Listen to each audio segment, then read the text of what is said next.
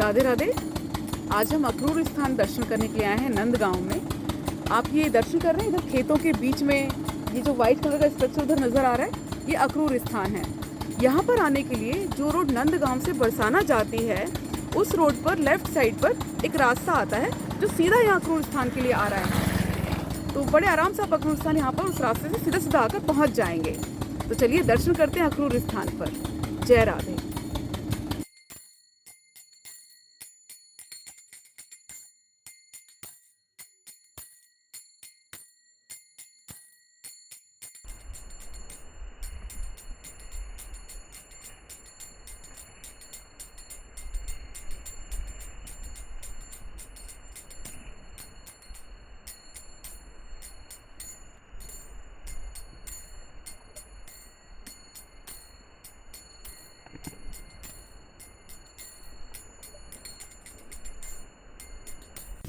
राधे राधे।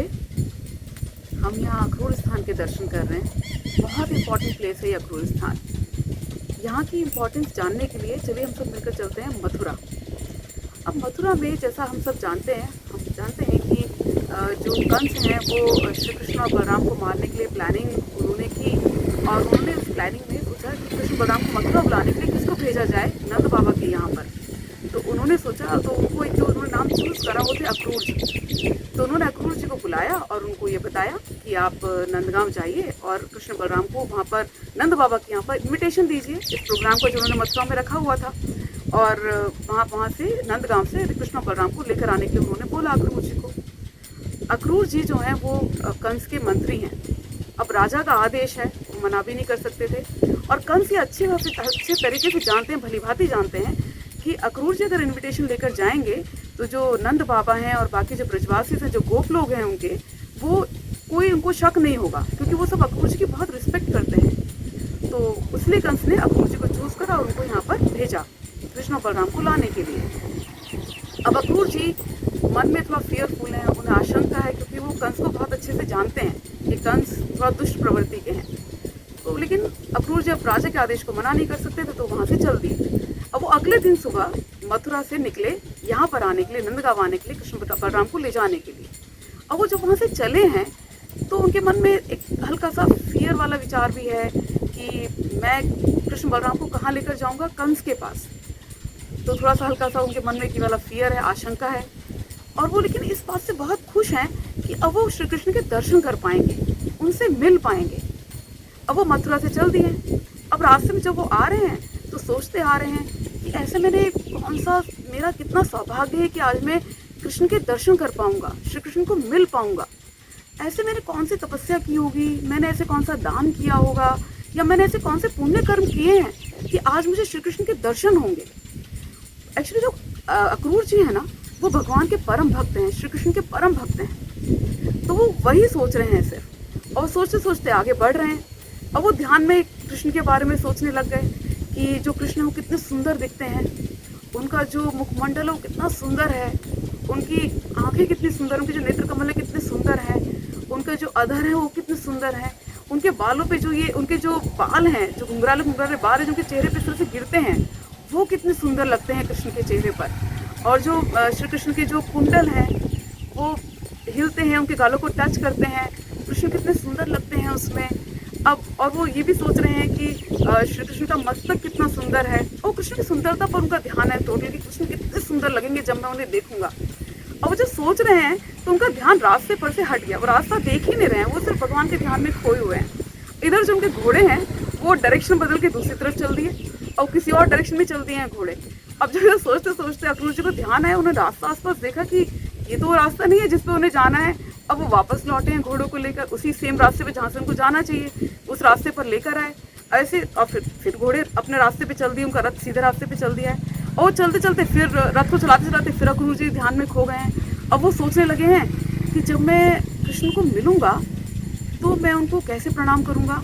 हाँ, उससे पहले वो ये भी सोच रहे हैं कि जैसे मैं ब्रजधाम पहुंचूंगा, मैं वहाँ उस जगह पर पहुंचूंगा जहाँ कृष्ण इतनी क्रीड़ाएं करते हैं, इतनी लीलाएं करते हैं, तो सबसे पहले मैं उस धाम को प्रणाम करूंगा, फिर मैं कृष्ण बलराम को प्रणाम करूंगा, फिर मैं वहाँ पे जो ग्वाल बाल सखा है उन्हें प्रणाम करूंगा, उनकी गैयाओं को प्रणाम करूंगा जिनसे भगवान इतना प्रेम करते हैं। अब वो ये सोचते सोचते आगे बढ़े हैं फिर जो घोड़ों का डायरेक्शन है, घोड़े फिर से किसी और डायरेक्शन में चल दिए हैं। अब जब अक्रूर जी को फिर से ध्यान आया है कि अरे ये तो वो रास्ता नहीं है जहाँ मुझे जाना है, फिर वो घोड़ों को लेके वापस उस रास्ते पर आ रहे हैं जो जिस रास्ते से उन्हें जाना चाहिए, नंदगांव मथुरा से। अब वो फिर से उस रास्ते पर चल दिए हैं। तो इस तरह से करते करते अक्रूर जी चल रहे हैं, घोड़ों को वापस लाते हैं, फिर घोड़े ठीक रास्ते पर चल देते हैं, फिर अक्रूर जी खो जाते हैं भगवान के ध्यान में। अब अक्रूर जी भगवान के ध्यान में फिर से खो गए। अब अक्रूर जी ये सोच रहे हैं कि जब मैं भगवान को मिलूंगा, जब मैं कृष्ण के दर्शन करूंगा, मैं उन्हें प्रणाम करूंगा, तो कृष्ण कितने प्यार से मेरी तरफ देखेंगे, उनकी नजरें कितनी प्यार भरी होंगी मेरी तरफ, और क्या कृष्ण मेरे सिर पर अपना हस्तकमल रखेंगे? क्या वो प्यार से मेरे सिर पर हस्तकमल रखकर मुझे मेरी तरफ देखेंगे उस प्यारी निगाह से?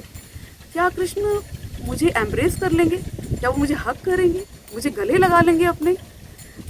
ओह, काश कृष्ण मेरा नाम लेकर प्यार से ऐसे बोलें कि मेरे प्यारे अक्रूर। आहा, अक्रूर ये सोच के इतना आनंदित हैं, इतना खुश हैं, और उनकी कृष्ण से मिलने की उत्कंठा इतनी बढ़ गई है, वो इतना ईगर हो चुके हैं कृष्ण से मिलने के लिए, उनकी ईगरनेस बढ़ती ही जा रही है। अब वो चलते चलते चलते चलते सुबह से शाम हो गई है, क्योंकि घोड़े बार बार, उनका जो रथ है बार बार डिटूर कर जाता है, क्योंकि वो ध्यान में खो जाते हैं, रास्ते का उन्हें ध्यान नहीं रहता, घोड़े कहीं और ही डायरेक्शन में चल देते हैं, फिर वो वापस लाते हैं। ऐसा करते करते वो सुबह से शाम को यहाँ पर पहुँचे हैं। यहाँ आकर वो सोचने लगे, जैसे उन्होंने इस ब्रजभूमि को देखा है, यहाँ की रज पे उनकी नज़र पड़ी है, तो सोचने लगे हैं, आह, ये रज कितनी सौभाग्यशाली है कि इस रज में भगवान नंगे पैर चले हैं, कभी गैयाओं के पीछे, कभी ग्वाल बालों के साथ, कभी उनके साथ खेले हैं, कभी वो मतलब कृष्ण के बारे में सोचे जा रहे हैं, उनका पूरा ध्यान कृष्ण में है। अब ये सोचते सोचते अब वो सोच ही रहे हैं इस रज के बारे में। और इस रज की बहुत खास बात है कि जो यहाँ पर जो ग्वाल बाल हैं, जो कृष्ण के सखा हैं, जो ब्रजवासी हैं, जो उनके जो यहाँ के जितने भी पशु पक्षी हैं ना, वो सब पशु पक्षी, ग्वाल बाल, सखा और जो ब्रजवासी, सब लोग क्या करते हैं पता है? वो ना जहाँ पर भी कृष्ण के चरण चिन्ह होते हैं ना, उन्हें प्रिजर्व करने की कोशिश करते हैं। वो उनके ऊपर से कभी नहीं गुजरते, वो उसके आसपास से निकलेंगे, जिससे कृष्ण के चरण चिन्ह इस भूमि पर ऐसे ही रहें। क्योंकि कृष्ण के चरण चिन्ह इतने सुंदर हैं और वो उनके अंदर कुछ प्रेम को और बढ़ाते हैं कृष्ण के प्रति, जब वो उनके चरण चिन्हों को देखते हैं। तो अब अक्रूर जी यही सोचते सोचते, इस रज का सौभाग्य सोचते सोचते आगे बढ़ रहे हैं। और उनकी नज़र इस जगह पर, जो है अक्रूर स्थान जहाँ पर हम इस टाइम हैं, ये इतना इम्पॉर्टेंट प्लेस है। इस जगह पर अक्रूर जी ने पहली बार श्री कृष्ण के चरणों के दर्शन कर रहे हैं इस रज में। और दर्शन करते ही इस रज में, जैसे श्री कृष्ण के चरणों के दर्शन कर रहे हैं अक्रूर जी ने, वो इतना आनंदित हो गए, वो इतना खुश हो गए हैं। ऑलरेडी उनकी उत्कंठा जो इतनी बड़ी हुई थी, उस उत्कंठा के साथ उन्होंने श्री कृष्ण के दर्शन, उन चरणों के दर्शन कर रहे हैं, उनके चरणों के चिन्हों के दर्शन कर रहे हैं। अब अक्रूर जी अपने आप को रोक नहीं पाए, वो इतना भावुक हो गए हैं दर्शन करके, उन्होंने अपने रथ को यहीं रोक लिया है। और वो भावुकता में उनके नेत्र अश्रुओं से भर गए चरण चिन्हों के दर्शन करते ही, और वो रथ से ऑलमोस्ट जैसे जंप करके उतरे हैं उन चरण चिन्हों को देखते ही। चरण चिन्हों में वो प्रणाम करने लगे दंडवत, और इस रज में उन चरण चिन्हों में लोटपोट होने लगे हैं अक्रूर जी। अब वो ये बिल्कुल भूल गए हैं कि वो किसी राजा के मंत्री हैं, कंस के मंत्री हैं, वो इतने एरिस्टोक्रेटिक पर्सनालिटी हैं, वो उनका क्या ओहदा है, यहाँ तो लोग उनको रिस्पेक्ट करते हैं, सब ब्रजवासी यादव उनको इतना रिस्पेक्ट करते हैं, वो सब भूल चुके हैं। वो और कृष्ण के चरण चिन्ह, बस उन्हें यही एक चीज़ याद है, और वो उस रज में इतना लोटपोट कर रहे हैं। तो इतना इम्पॉर्टेंट प्लेस है ये अक्रूर स्थान, इतनी सुंदर जगह है ये अक्रूर स्थान, जहाँ पर अक्रूर जी ने पहली बार श्री कृष्ण के चरणों के दर्शन कर रहे हैं और इस ब्रज में लोटपोट हो रहे हैं भावुक होकर। तो आप भी इस स्थान पर जरूर आएं और यहाँ के एक बार दर्शन जरूर करें। जय राधे।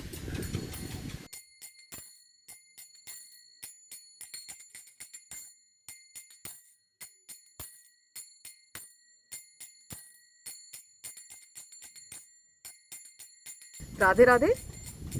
यहाँ से हम अक्रूर स्थान से हम श्री नंद बाबा के महल के दर्शन भी कर पा रहे हैं, जो नंदगांव में है, बिल्कुल अक्रॉस दी फील्ड। वहाँ पर सामने जो वो वाइट कलर का स्ट्रक्चर नज़र आ रहा है, बिल्कुल सामने थोड़ा दूर, वो नंद बाबा का महल है नंदगांव में।